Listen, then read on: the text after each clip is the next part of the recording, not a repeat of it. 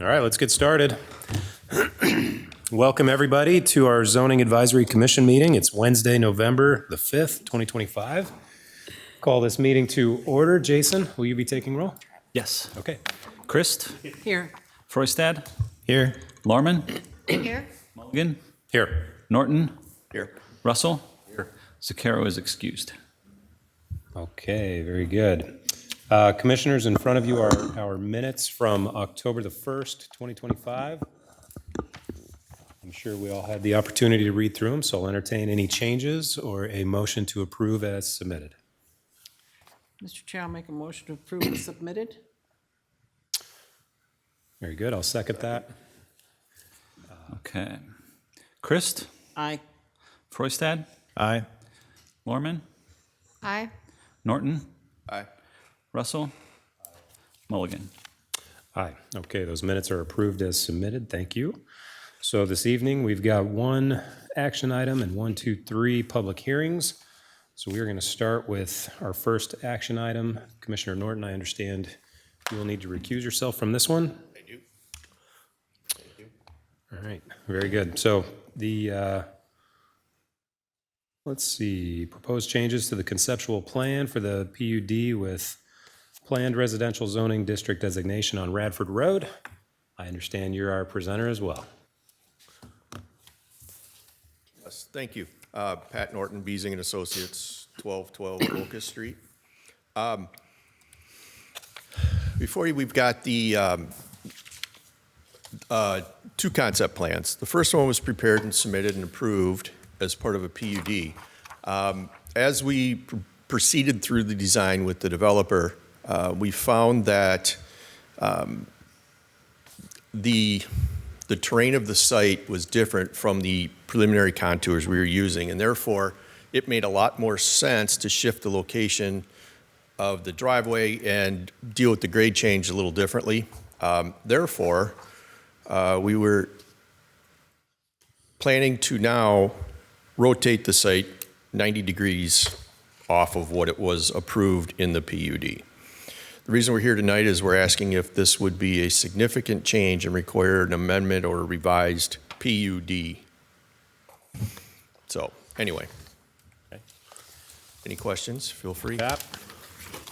Yeah, why do you feel it's not a significant change? The number of units has not changed. The density is the same. The number of parking stalls is the same. The only difference truly is that it's rotated 90 degrees. Thank you.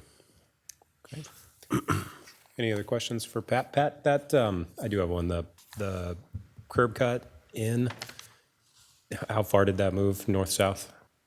Give or take? Distance-wise, I'm not exactly sure, but it was on the south end of the property and is now, I don't know if we can share the two. Sorry. Okay, looks like it was. Yep, it was on the south end, and then now it's more in the center. Great, okay. Pat, thank you. Yep. Okay, our staff report. Sheena? Yes, thank you, Chair Mulligan. Sheena Moon, Associate Planner. So as the applicant articulated, this is called an assessment of significant change. And we don't bring these to the commission often, largely because generally the idea of whether or not a project is changed or whether something significant is something that the city planner is able to make a decision on per the Unified Development Code. However, there are certainly instances where there is some gray area.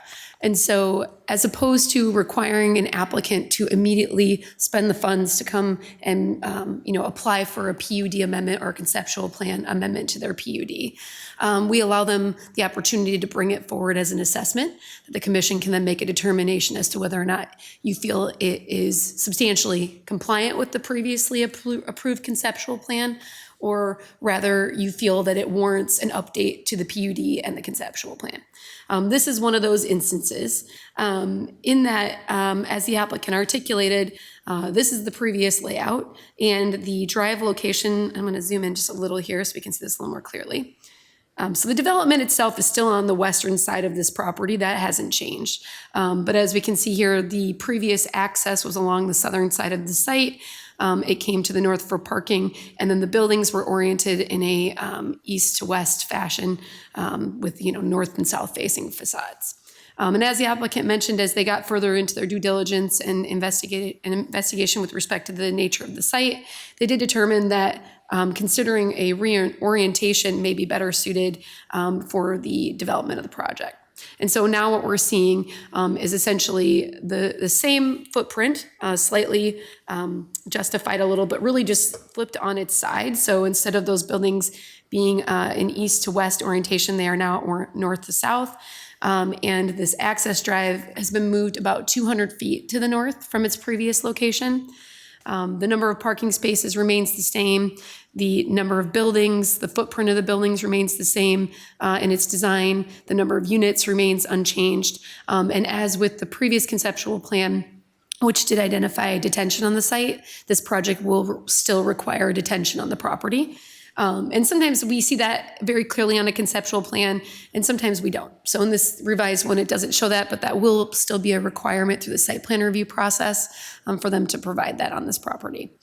It is important to note that we did take this through our development review team, just as we do with any conceptual plan, to get their feedback, to make sure there's no major concerns.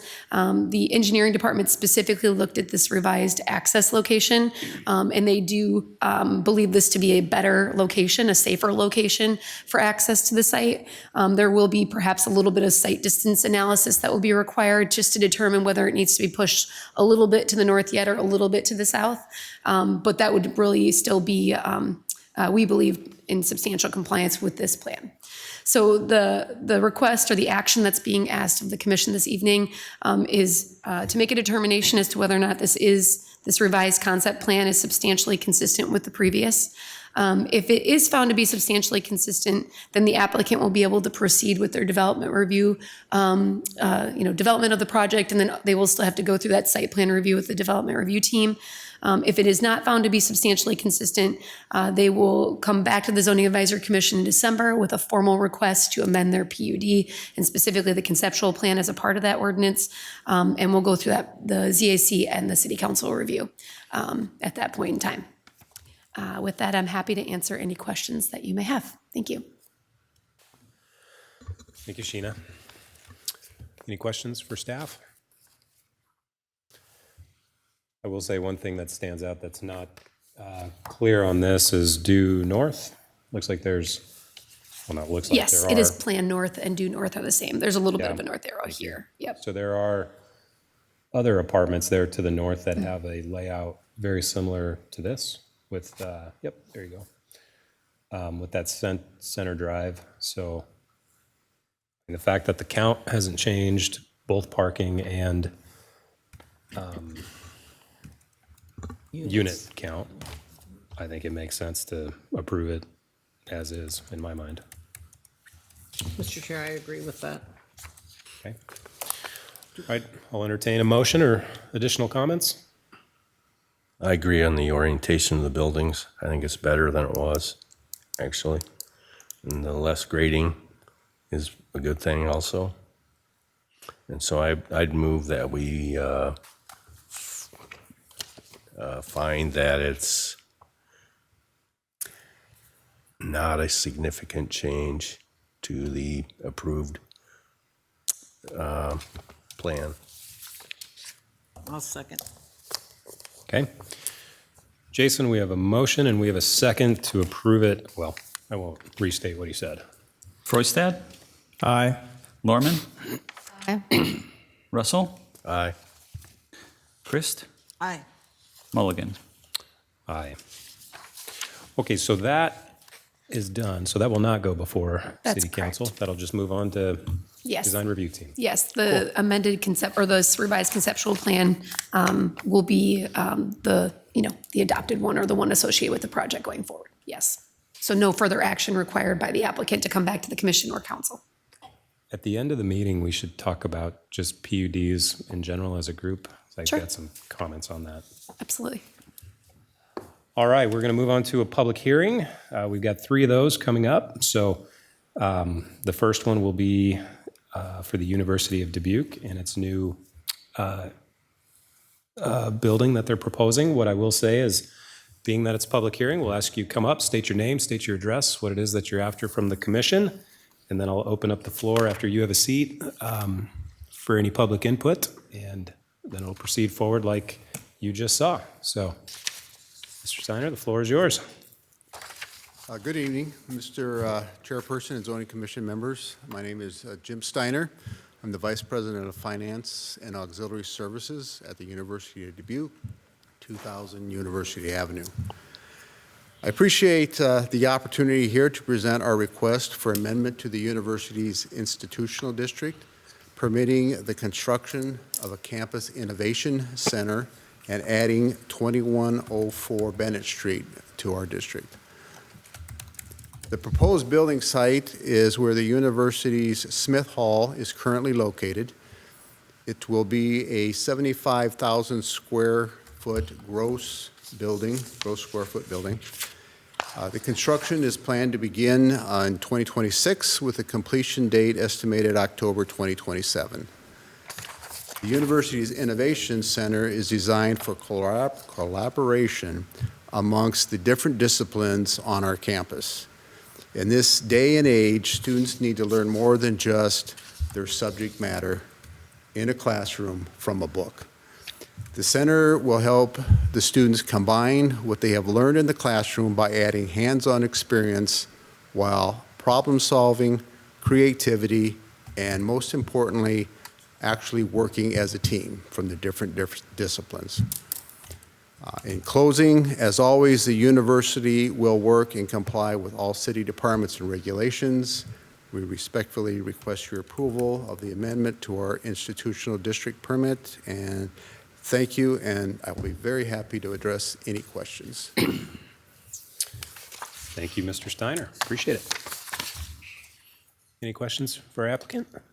I just want to make a comment that I have a question of whether, is that microphone working at the podium? This one? Yeah, I believe so. okay. Was it hard to hear?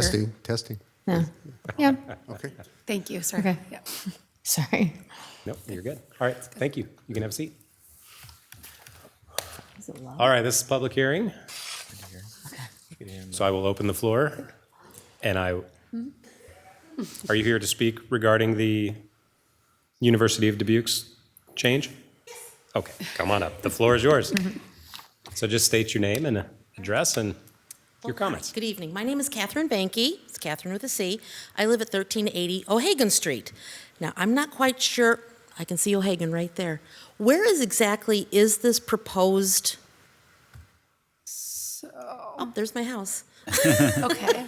So we are right here. North of the Heritage Center. Yeah. Okay.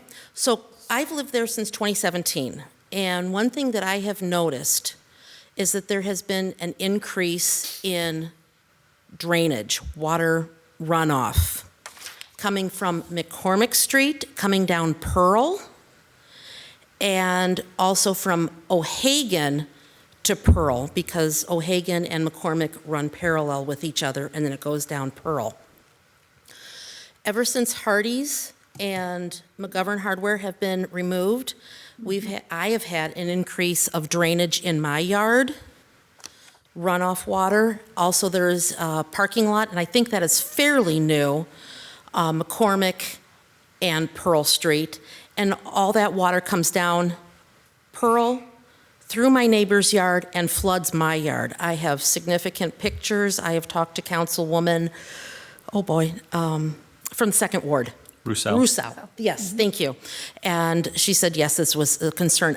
I'm not too sure if this is a City of Dubuque issue or if it's a University of Dubuque issue.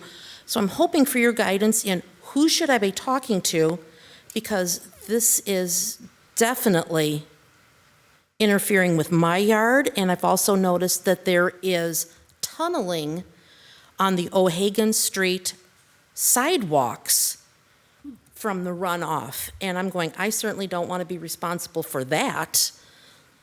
Yeah. Okay. So any help that I can get, guidance, I would certainly appreciate it. Sure. We can address that in the staff report. Very good. Beautiful. All right, Thank you so Catherine. very much. Thank you. Anybody else here this evening for the public hearing? Seeing none, very good.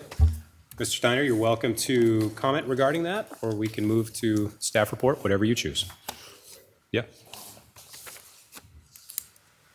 As part of this new building, we will comply with all the water retention, current code issues for the city related to this building, because it is a significantly bigger building than Smith Hall. We will do that. The parking lots. Can you pull the mic up or talk? Hello, is that better? That's better. The parking lots that are already parking lots have been there for a significant amount of time. And the McCormick lots that are now gravel, we're kind of on hold a little bit until the city does their roundabout studies before we would develop anything there. So all we did was took down the buildings and gravelled it, kept the weeds out. So, but for this project, we will comply with all water retention. So. very good. Thank you. Staff report, Travis? Assistant Planner Travis Shrubelgen. So as the applicant had stated, they're looking to build a large structure at the corner of McCormick and Grace Streets. And it's going to replace the Smith Hall. Smith Hall currently houses a security office, and they're going to temporarily relocate that office to 2104 Bennett Street, which is just to the south there. Little finger. It's currently zoned R1, as you can see there. And R1 would not allow offices, even temporarily. So it is owned by UD, so they're looking to add that to their district so that they could use that temporarily. I believe the permanent use is still going to be remain residential after the project is completed. The UDC establishes two reasons that institutional districts are amended. One is a substantial project, and two is to expand those borders. In this case, both are being requested. Public input, other than what was just heard here, we have not received any. We did receive one inquiry. And then regarding stormwater runoff, that is somewhat complicated. It is a engineering department kind of function. However, it can travel over multiple jurisdictions. So we'll definitely have staff look into that and follow through on that front. For this project, it will have to go through a development review team still, and it will need to follow all Unified Development Code and other standards throughout the city code. And I believe that's all I have, unless you have questions. Can you locate the commenter's address on O'Hagan Street on the map? It's 1380. Let me pull up GIS. 1380. Okay. It shows it on this one better. It's right there.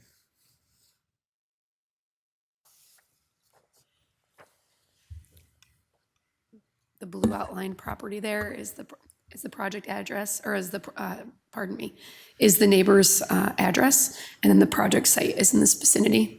And the lots to which the runoff was described as I guess, originating from are these lots up here along University. And those lots are currently under the east-west corridor study, and for the roundabouts and other things that are improvements that are going through there, it is in a current moratorium on development.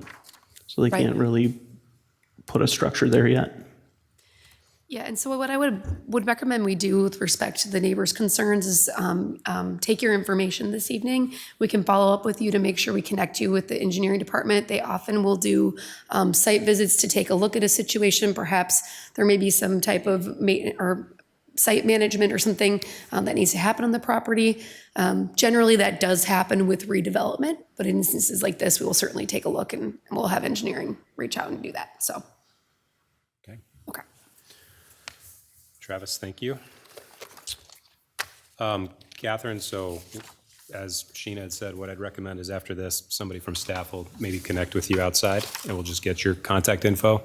And then the most appropriate person, likely from engineering, from the city, they'll start talking through what that looks like, because it does appear it's probably coming from due north. Okay, but thank you for coming. I appreciate it. All right.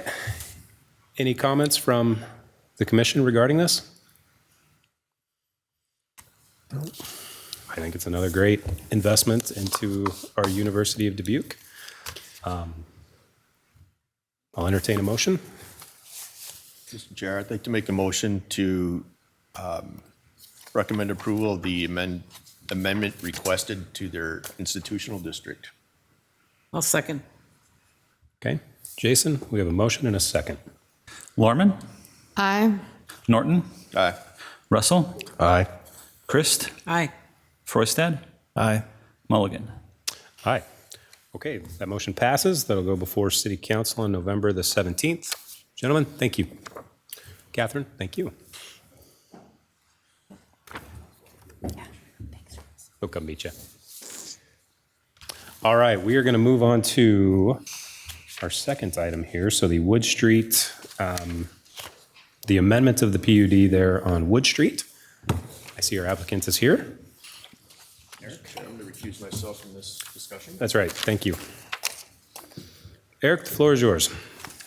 Well, thank you. I'm Eric Dwegney. I'm at 8618 Fisher Road in Galena, Illinois is my address. But I'm here on behalf of the project on Wood Street, now called the Roslyn, I always say it backwards, Roslyn Carter Place. And we're just requesting approval of the ordinance that would govern the property.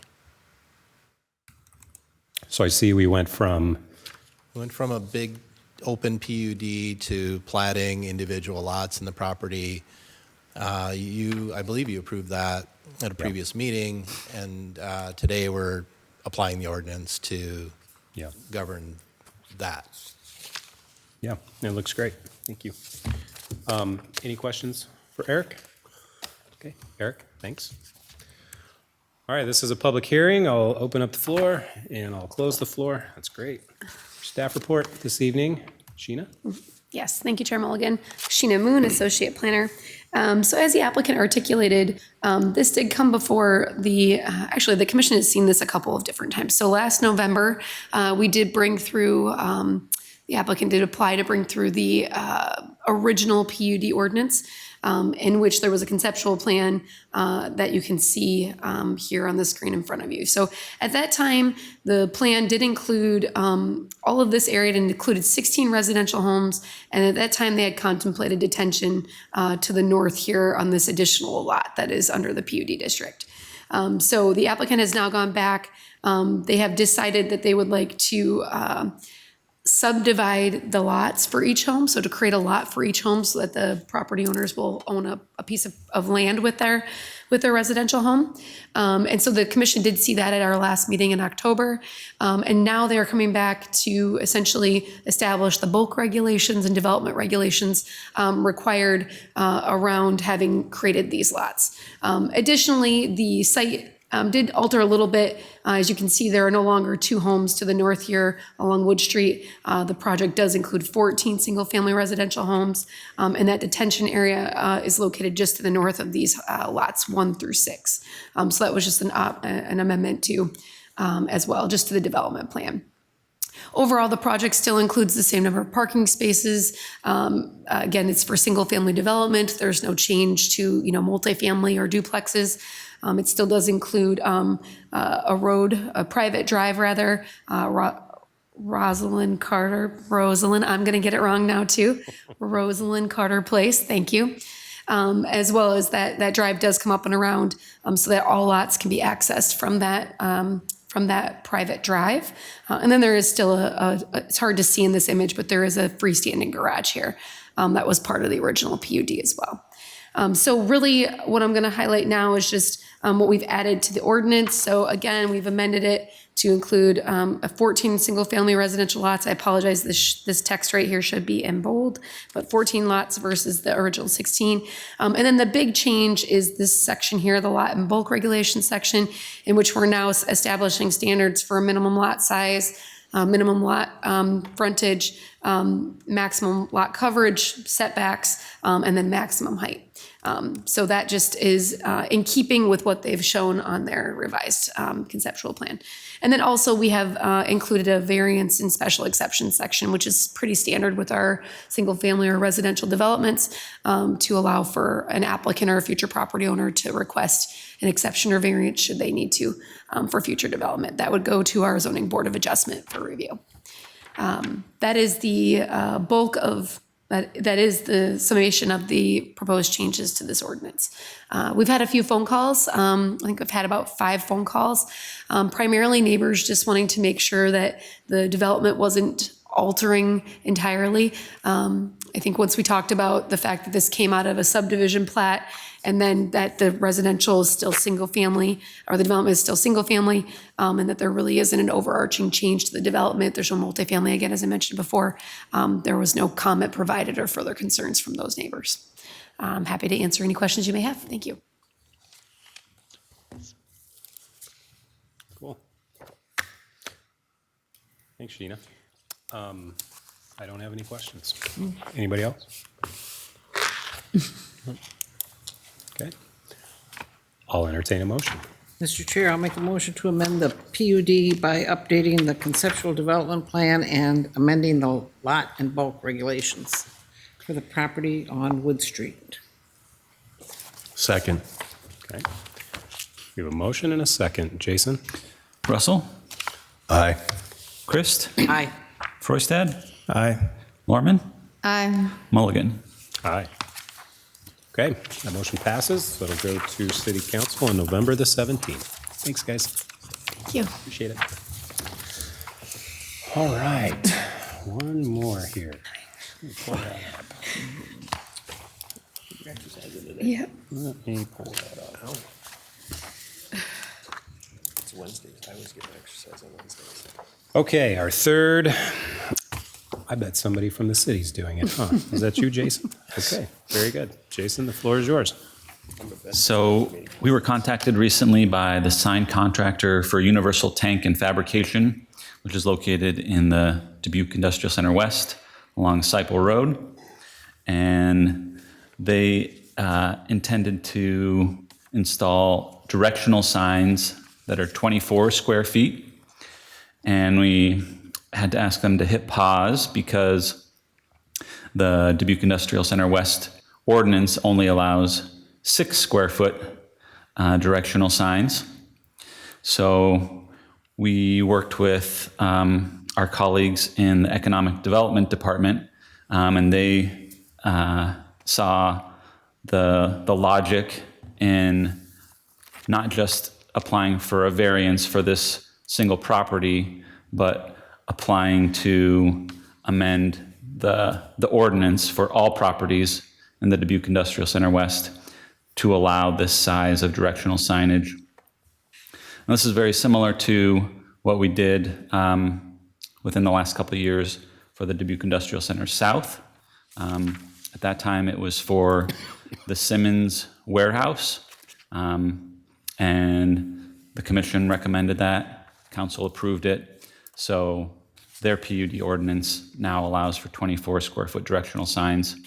And so we're requesting the same thing for the Dubuque Industrial Center West. Again, these are directional signs, so they're primarily oriented in helping truck drivers, visitors, employees find the correct location on the property to foster smooth traffic flow and safety. These are not, business advertisement signs. They will be having separate signs like that on their building. So these are primarily for safety and traffic flow of large trucks in this industrial center.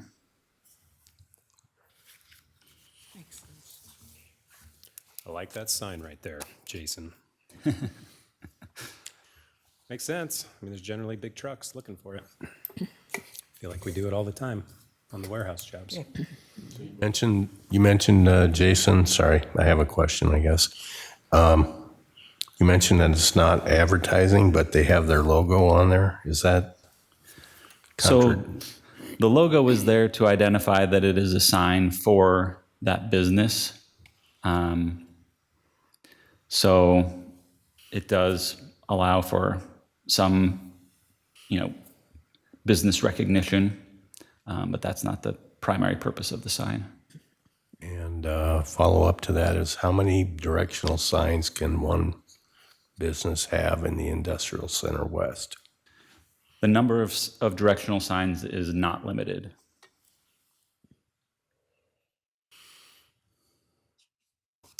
Is there a smaller size, smaller than the 24 square feet?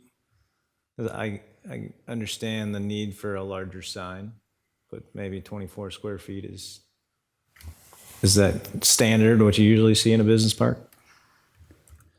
So, yeah, I would say it's a matter of degrees. For this request, we felt that since we had done the exact same thing for Dubuque Industrial Center South, that it was, only fair to let the Dubuque Industrial Center West have the same advantage. We don't see this as an issue of signs becoming too, a blight on the landscape. So a lot of the warehousing I've done, typically we put up a 4x8. Now, they haven't been here, but, so this is a 4x6 sign, so it's probably normal for industrial. Okay. I was going to say, Mr. Chair, I agree with what Jason said. If we are allowing it for one industrial center, part of the section of it, we might as well make it uniform for Yeah. all of it. I mean, Yeah. Just to clarify, this doesn't relate to the business signs that are out on Chavanel Road. This is specific for directional signs. Yeah, Okay. this only applies to directional signs. So the size limit for the business sign along the road is just completely different? Yeah, so the ordinance has a table that spells out size allowances for different types of signs. And Sheena can pull that up here. Who's in there? Yeah.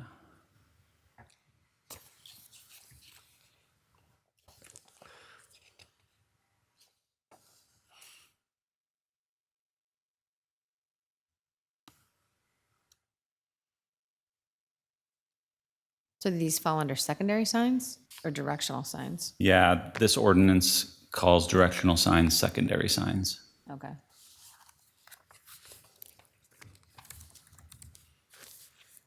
Cool. Any other thoughts? See, Rich is thinking here. Yeah, I thought they were too big, but it seems like if we're gonna let one district do it, then I guess it's only fair to let the other ones do it. And these aren't along the main road anyway. They're like inside their property, correct? They might tell They, you when to they can be turn. anywhere on the property. Oh, okay. Usually they get run over anyways. Here, they won't get run over as easily.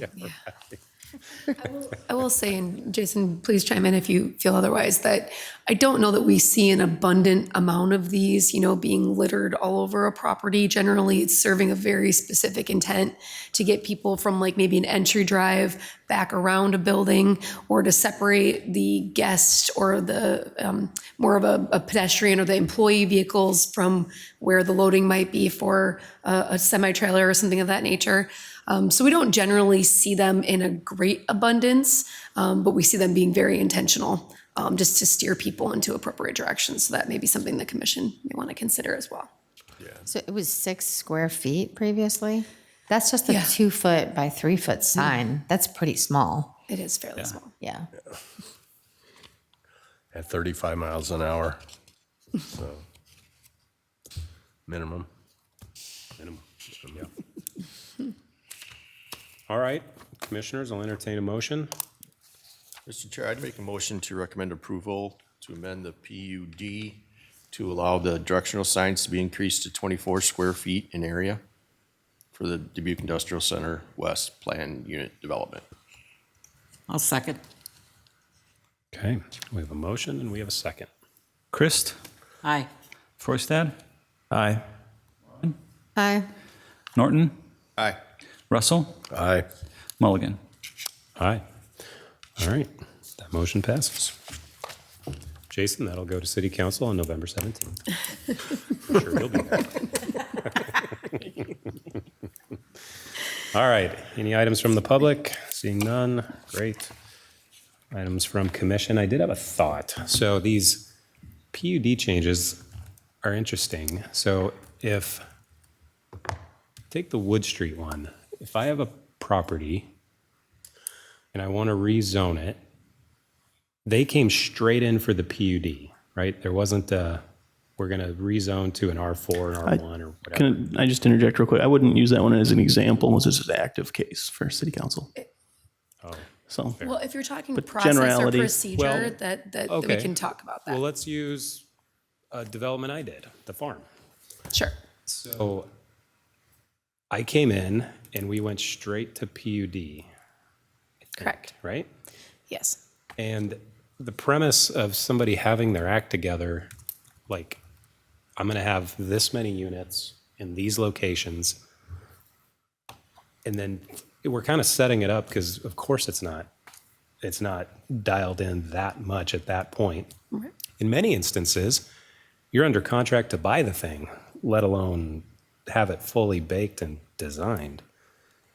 So I guess I'm just bringing that up because I feel like these PUDs, that almost needs to be a step 2 in many ways. For example, if it's going to be a residential widget, I won't use any of these examples, but let's take the farm. You know, it would be, we'd rezone it to an R1, and then I would come back at a later date for a PUD. So Because I feel like that is the first time we've heard a and that, I Yeah. can't use that as an example. well, but we can talk about that in generality. Thank you. It Could not- sounds, I'm yes. sorry, I'm jumping in here, but it sounds like what he's really talking about is almost like a preliminary plat version of the concept plan, and then the final version. Well, I understand what you're saying. It's a good point. It's a good discussion point. And so it is a lot to ask a developer to have their project, completely figured out and dialed in at a conceptual level. One of the great benefits of a planned unit development is it allows a property owner to take a look at things like, do I want a higher density than maybe a traditional zoning district would allow? Or do I need to reduce some parking because the site is restrained in some way that maybe only allows for X amount of spaces, meeting the X amount of units.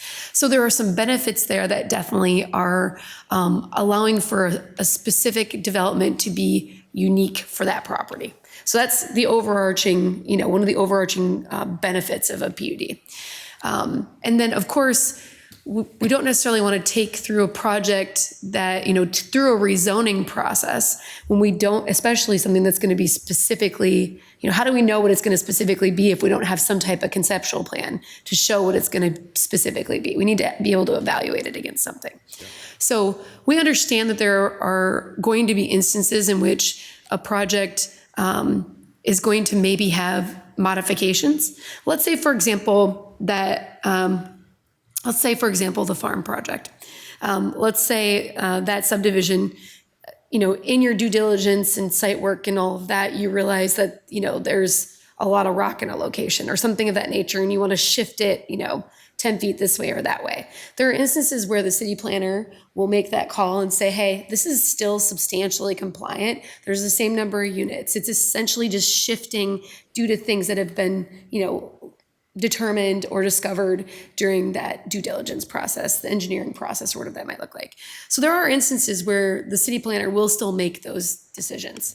And again, those are usually a little bit more straightforward, and usually we can justify that based on some information that has come to light after that conceptual process.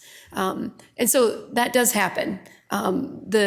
The Radford Road one, and I'm going to talk about it generally, happened to be unique in that it was a complete shift, right? It was a change of the layout. And so that is where the city planner can say, I'm not sure in this instance, we want to take this back and talk to the commission and let them make that decision. So there is some nuance in it in general. But to jump back just to the other thing with the conceptual plan is if we're going to talk about the specifics or a potentially specific project, we also don't want to bring that to a commission and a council without knowing that the access can it's okay, that you can take access off of a roadway, that, you know, that the developer has been informed that you will require stormwater detention, things of that nature. And oftentimes, before we get to a conceptual plan, we may have a review or two already with that applicant and or developer to walk through things that they need to be aware of specific to that site or whatnot. So there is a process that goes into it before we even get here. And we're hoping that, you know, the information is solid and that it stays substantially consistent. And then there are instances, you know, where other factors drive a change. And then we have to make that determination. So I don't know that just applying a two-step would necessarily be of a benefit to an applicant. I think that might make for an additional step in a process that might not necessarily be required. But really the intent is to try to make sure there's some understanding for reviewing board and commissions and council, as well as for the applicant to know kind of where that project stands before we go through that rezoning process. Does that make sense? My comment is I think we should encourage the city planner to be allowed to be more flexible about changes to a concept plan, because it is in fact just a concept. So I think the mindset that he should be freed up, he or she should be freed up to be more flexible. I think that there will be a great opportunity to have more discussions around that as we go through the Unified Development Code update. And if there wants to be more, you know, I guess flexibility or authority given to the city planner to make those decisions, then we can certainly talk about that. As you know, we don't see this type of assessments of significant change. We do not see them often. I've been here for 4 years, and this is the first that I've seen. And I know others who've been here longer, and I think this might be one of the first ones that they've seen as well. So it doesn't happen that often. But yeah, so yeah, 2 and 15 years, yeah. So, but we can certainly have that discussion. That's a good segue into, you know, our updates that we will be talking about and the Unified Development Code updates as well, Commissioner Russell. So. The only thing I want to add is that everything we just said about a PUD can also be applied to an institutional district, as we saw tonight. So what I'm saying is that the conversation also should go back to institutional districts and updating their layout and plan that is approved as part of that as well. Yeah, institutional districts are a form of PUD. So. Yeah. Yep, absolutely. Well, we just like to complain about new things, so there you go. So it's been a couple years, and Get off my lawn. that's right. Not in my backyard. Oh, don't say it. All right, very good. Oh, anything from staff? No, I was just going to mention that the Unified Development Code update, we're continuing to move forward with that. We're hoping to have a draft from the consultant very soon, and we'll be bringing more back to you on that as we have more information to share. So more to come. Good, gang. I move we adjourn. Second. Second. All in favor? Aye. Very good. Thanks, guys.